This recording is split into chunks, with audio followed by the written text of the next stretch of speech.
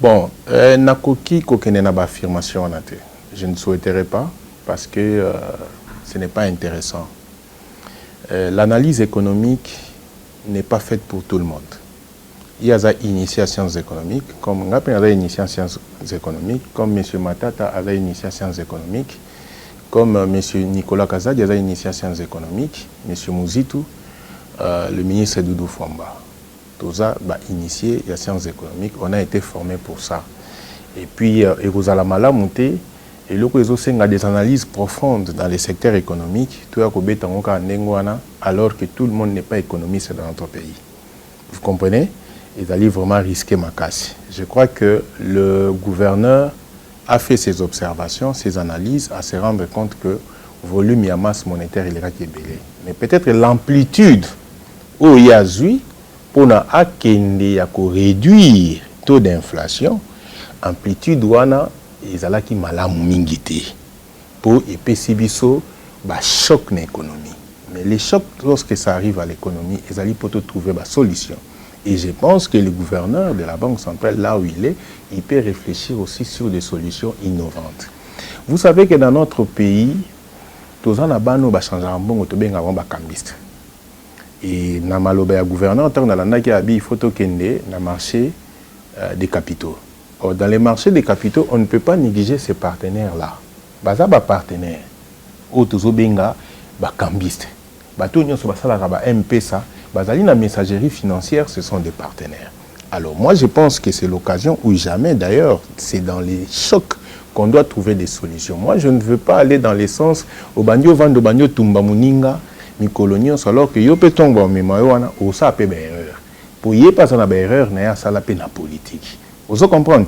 Moi, je ne veux pas aller dans ce chemin. Moi, j'aimerais beaucoup plus tout ça là. Tout une solution pour Nambo Cannabis, surtout aider les communs des mortels, comprendre qu'est-ce qui se passe. Vous comprenez? C'est-à-dire que ils allaient choc, oui, mais choc wana tokoki ko résoudre en haut. Et puis je crois que les ministres de la Finance, Azako Bunda, Aouti, je crois, il a habité sur sa zone, il y a un fonds monétaire international, dans ces plaques, il y a la monnaie, il y a un gouverneur à la Banque centrale, Basololi, les solo en épée, il y a la monnaie, il y a une attitude à bien. Mais là, les fonds monétaires internationaux, il y a une coordination des activités.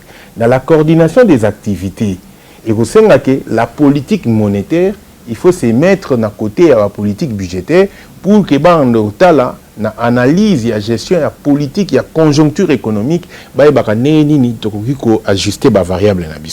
Parce que les variables économiques sont des chiffres, sont chiffrables et sont mesurables.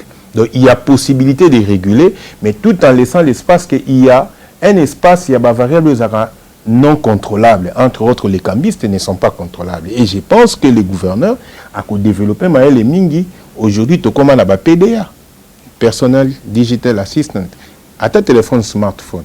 Bakoki le loba répertorié chaque fois, Banque centrale a zopé sa bango ba fluctuation. Ils appellent déjà qu'on initié bango dans le marché des capitaux où le gouverneur a mis tokende.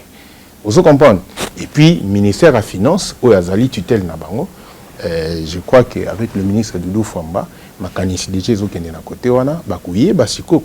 comment il faut organiser tout ça. Alors, Tozali, Banamikete, Tobandoluka chaque fois, tous les gens habitent na Est, au chef de l'État, Zobunda, Kanga, yo, Lobana, Zaka, Yakopeli Sakamoto. Là, moi, je ne suis pas d'accord avec ça. Moutuna Moutazaka na ambition na ye. Ngape na za ambition nanga. Za ambition nanga, mais ambition nanga no ke na onte na ndenga kotumba mboka. Ambition nanga na Kenango, na dit que maintenant ministre de la Finance Azali n'a pas collaboré naie, gouverneur à la Banque centrale Azali n'a pas collaboré naie, ministre du budget Azali nango, mais la collaboration qui to qu'on a battu en union sur Azali pour nous faire avancer mboka na biso. Vous comprenez? Je souhaiterais na kende couper sa solution qui ya koya koyebisa batu oyoyo langage eza penza ya bangote. Ezo kola tolobaka na kobeta li solo ya Winston côté motokata na lokola zali. Est-ce que vous avez que ils a problème? Ils a vraiment problème. Donc il y a un na kosenga na professeur qui est pasteur qui était sa moi discours na hein? Acha moi ina vino akende na sepela katanga pesa ka ba solution. Nga na sepela mingi.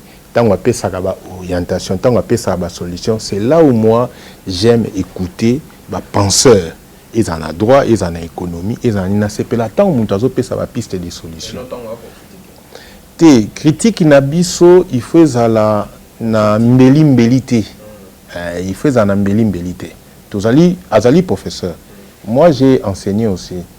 J'ai fait l'assistanat et je crois que nous avons continué ma classe nanga pour que lobby là la docteur et je crois que nous aussi me rappelé créer le colaïe.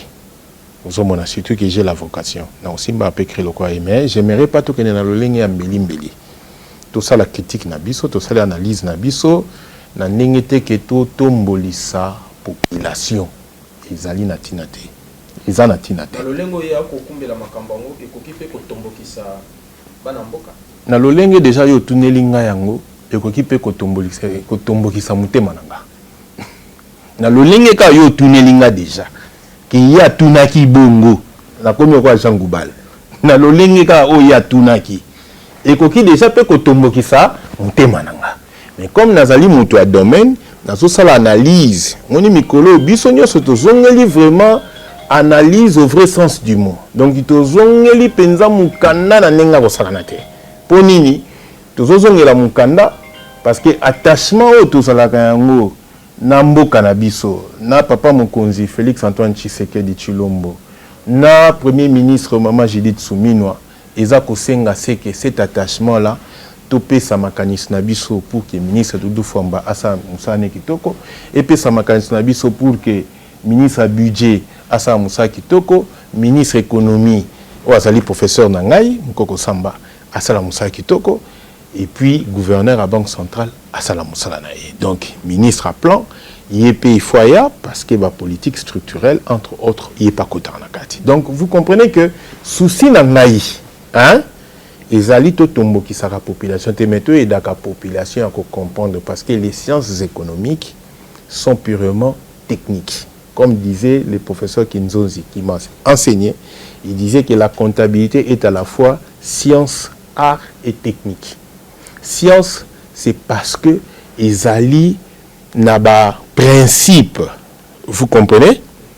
Ils allient art parce que ils allient nabiloko il faut ça la journal, il faut ça la grand livre, il faut ça la bilan. Ils en forme à balance.